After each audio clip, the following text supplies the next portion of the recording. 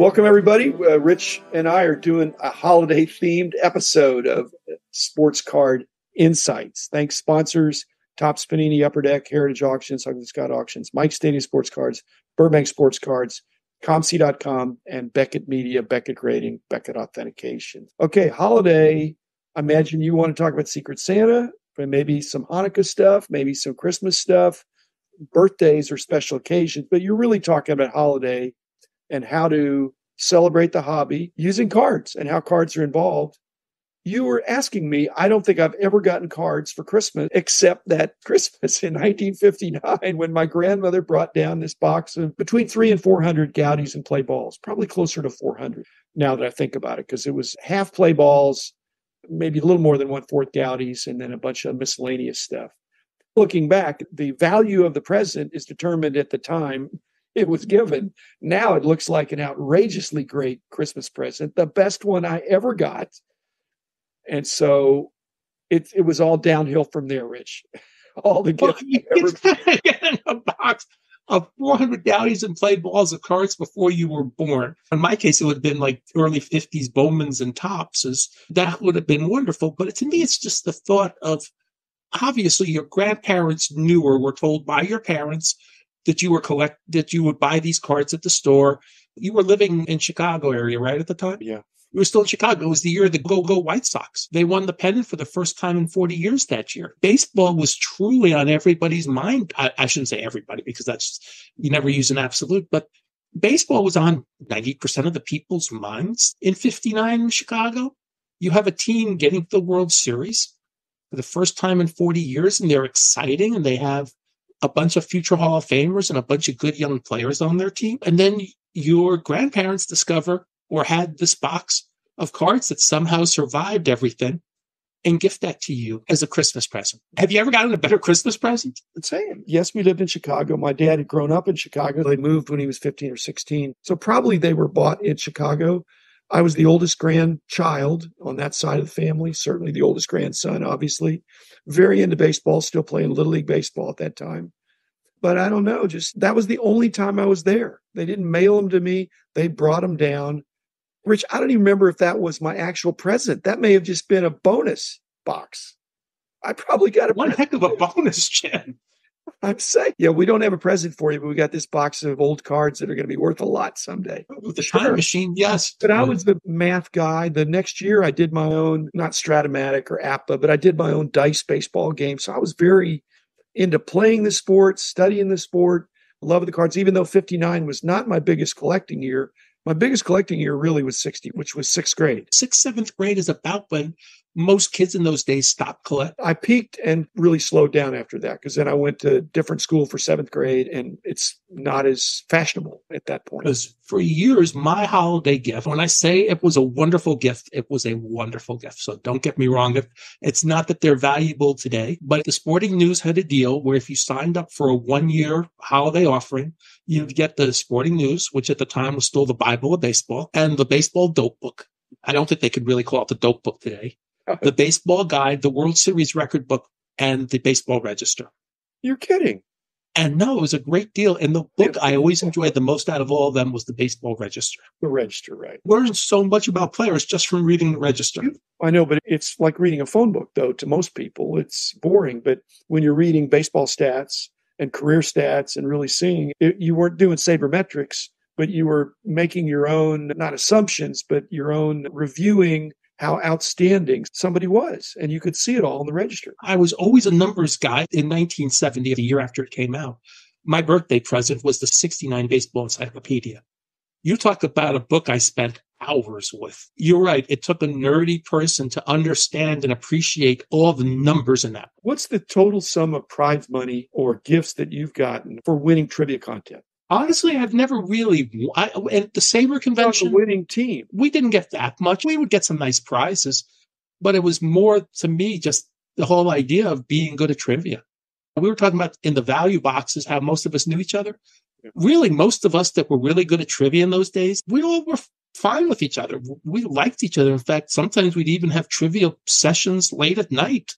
You and I are treating the dollar boxes as a trivia exercise, because when we're going through, we're trying to recognize something that is arcane or stands out in some way, not a negative way, but here's an overlooked player, or here's some other kind of a tougher color or variation or something like that. Like I said, an overlooked player or a set that's more obscure or oddball. I've seen some things you pulled out.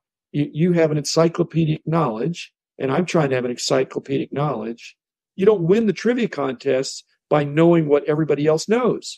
You win the trivia contest by knowing stuff that the other people don't know because you've studied it. You have a really good recall. I think that's what we're doing. I bring them up to every show.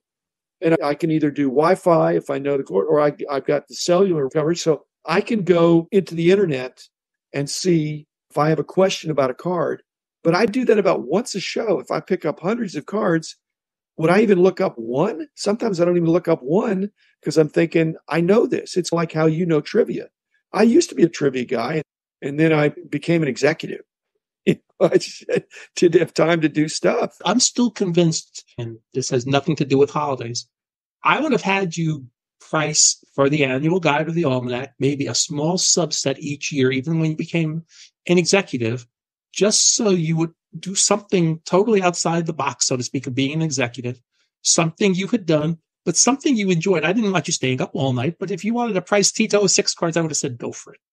This is pre-heart attack. I always liked you pricing something just so you remembered what it was like. Okay, but how would you like it? Just doing a little sliver. The fun of it was the encyclopedic vast coverage that it included. That was the challenge. To take off some frosting off the cake, that seems... I was happy letting you do vintage in the old baseball book for a couple of years. I was thrilled with that. I said, okay, good. I don't have to do this. You can do this. I can do the rest of the book, and I'm just as happy.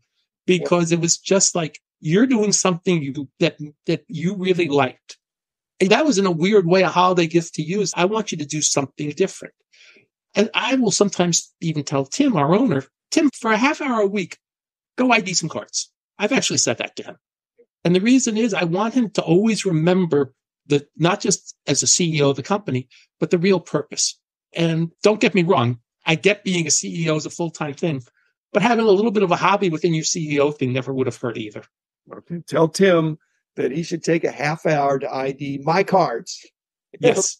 I'll tell him, especially your cards. Because my cards, I want them to be accurately identified, and he can have first dibs on all the Oral Hershiser cards. Yes. Oh, and the Goran Dragic too. And Goran Dragic, yeah. So, and when I'm getting these offers from Tim Getch with no spaces, I think... He told me he got a lot of offers from Tim Getch because Tim loves WNBA cards. Oh, yeah. He's young John Brogy. John Brogy would get that, and Tim would buy a bunch of his WNBA cards. But, holidays, we're going a little afloat, but we talked a little about Secret Santa. I've run 2 Secret Santas this year. I had little blips, but I've really enjoyed the interaction with the collectors. It's fun to see what people are interested in. I think there's a joy for people getting cards for Christmas. And I think one of the things is that way back in the day, if somebody came in saying, I'm looking for cards for somebody for Christmas, it was almost like, okay, I've got 2 suggestions if you really don't know what they want, a gift card or supplies, because you could always sell albums or pages or things people would use. And I said, this is totally safe. And if they don't want them, you can always return an album. You can always return the sheets.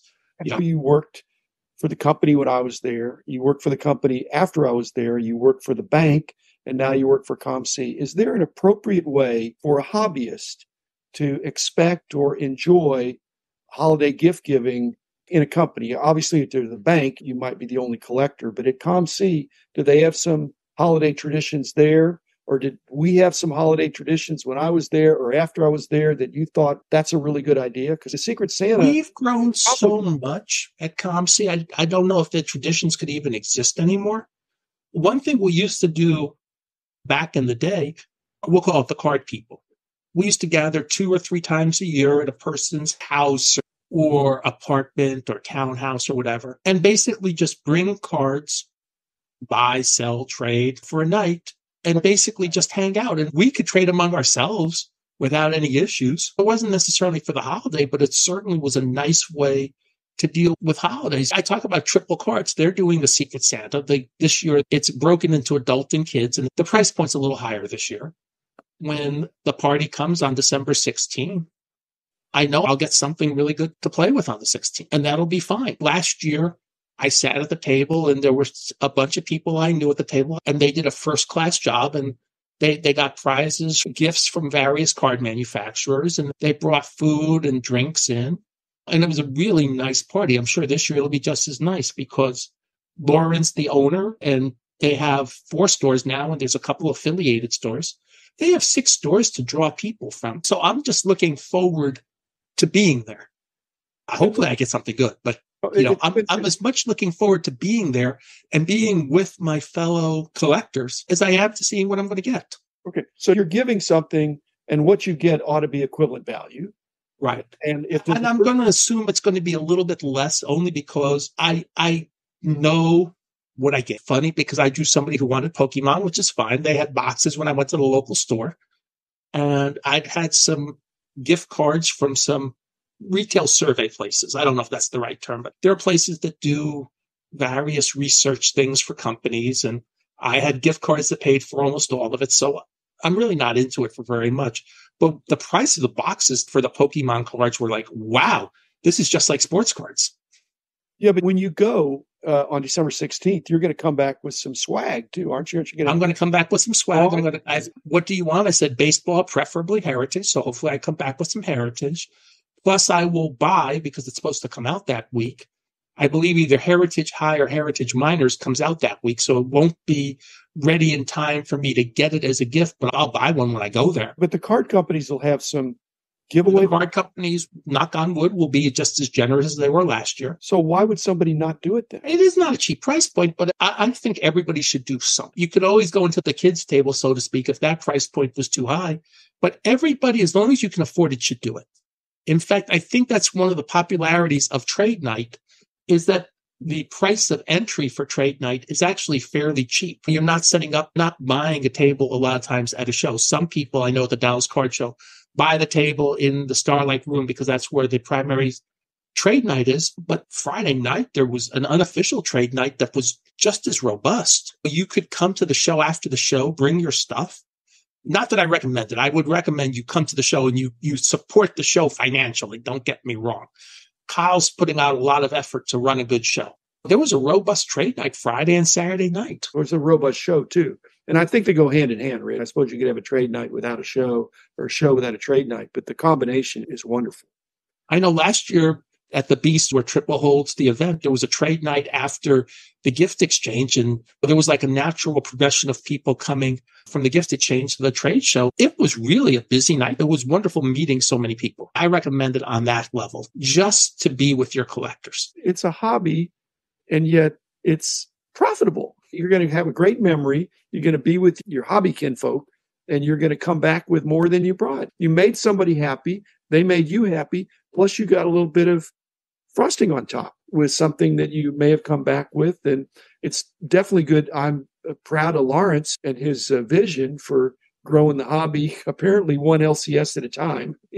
He's collecting hobby shops, and that's terrific because he's showing. And Lawrence, to his credit, his family's run a fireworks business, so he's used to franchising. He's used to running many outlets. Most of us aren't used to running many outlets. He is. And I'm sure there are going to be bumps for him along the road, but he understands how to run businesses for many outlets. And each one's a little bit different.